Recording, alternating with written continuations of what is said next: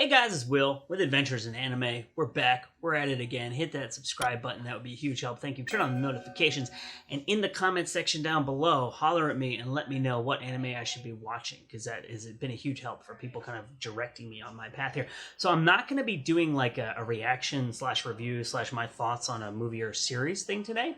What I'm going to be doing is, so I watched Dalos recently. If you saw my video on that, it should have been the last video that we posted, and I'll put a link in the description to that below. Dalos is the first ever original video animation released in 1983, and that means that it was an anime that went straight to VHS rather than being released in theaters or on TV first. And so while I was watching that, I started thinking about the anime explosion of the 1980s and how that was so foundational to anime as an art form, and how that ties into a lot of historical things. And so I did a little bit of research on this, but I'm just going to kind of talk about my random thoughts while I was watching Dalos, right? So original video animation, when you start thinking about VHS, right? So in the early 1980s, VHS was well established in Japan, and I did go and do some reading on this. Most households had VCRs at that point. ビデオの未来が輝き始めた。美しく残して美しく見る。ソニーベータビデオテープダイナミクロン。100万日でも見たい色。富士ビデオカセットスーパー HD。 Animation was becoming really popular as a medium, and so there was this idea of like, well, let's try putting it out on VHS and we can get it straight to people rather than like doing this whole build up to a theatrical release, trying to find a theatrical release window, trying to find theaters to play it in, and just kind of see what happens. Like, we'll have multiple streams of releasing this product to the consumers, basically, like if you're thinking like a business person, right? So it ended up being hugely successful, right? And so the video market became such a huge market that people would go and buy things like sight unseen just because the fans wanted. They're like, oh, we need more animation, give it to us now, right? So it became, in the US, direct to video, or in the UK too, I think, should we say straight to VHS? We also say direct to video. I think in the UK they say direct to video. I think to some people that has a disparaging connotation, right? And straight to streaming as well in the VOD world, I think also to some has a disparaging connotation, right? Of like, it's lesser product because it didn't get a theatrical release. In Japan, as I was reading, like I said, it became a necessary release strategy because the demand was so high that you could not release enough anime in theaters every year to satisfy the demand. But also, it was really hard.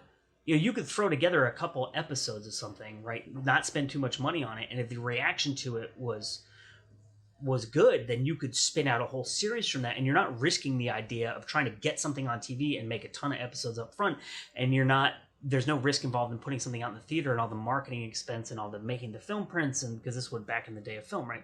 And all of that stuff. And so, so the point that I'm making is that you have the glory days and the foundational days of this art form that's become this huge influence on so many people all over the world.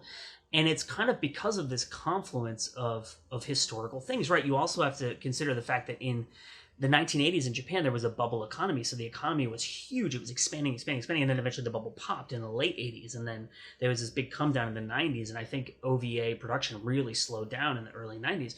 But in the 1980s, there was cash just flying everywhere in Japan. So people were throwing money at these animations left and right because there was so much money everywhere. So not only do you have the technology component of it, right? You have the economic component of it, and then you also, those things are real legitimate. You can go and read all about those things, like Japanese post-war economic miracle, the Japanese economic bubble of the 1980s. Like, there are obviously statistics on the sales of VCRs and stuff like that, and on the sales of original video animations. This other thing is kind of more my hypothesis, right? So in 1977, you get Star Wars, and that is essentially the beginning of this mass, overwhelming consumer demand for populist science fiction that is really just mainstream entertainment. It's not weird, freaked out like H.P. Lovecraft or like Radar Men from the Moon, Invasion of the Body Snatchers, like horror, weird, freaky theremin. It's like mainstream entertainment that gives you the imaginative, immersive world building of science fiction and fantasy, right? And that's what Star Wars really did. It was like forefronted that in popular culture in the era of film and television.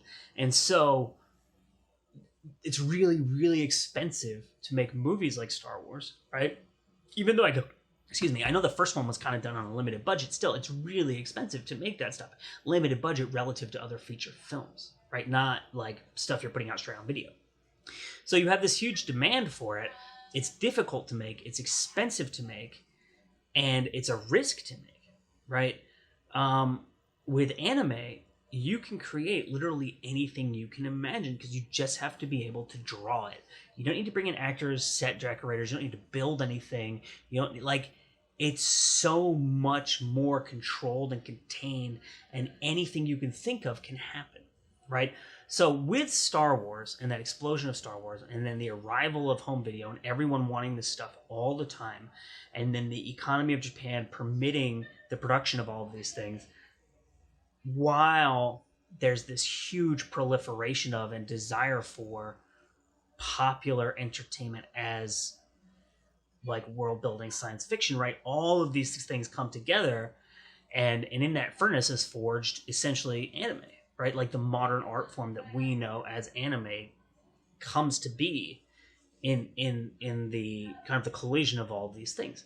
And I just think that's really fascinating because so much of history, when you read more about it, learn more about it, especially with art, is about being in the right place at the right time and being a great artist, right? So it's not, but it's like, you know, the Beatles were some of the best songwriters ever to live, but they were also in the right place at the right time, right? And that's so true of someone like Kurosawa too, right? He came along at a time when he was able to make a huge foundational impact upon the art of narrative cinema, right? And if he had been born 20 or 30 years later, maybe like 30 years later, that probably wouldn't have happened, right? Or if he'd been born earlier, the technology and the system would not have existed for him to have made the films that he had made. So this is just me musing. Thank you so much for watching. This is Adventures in Anime. My name is Will. Hit that subscribe button, and we will see you next time. I've been watching a ton of anime recently, so we got a lot more content coming at you.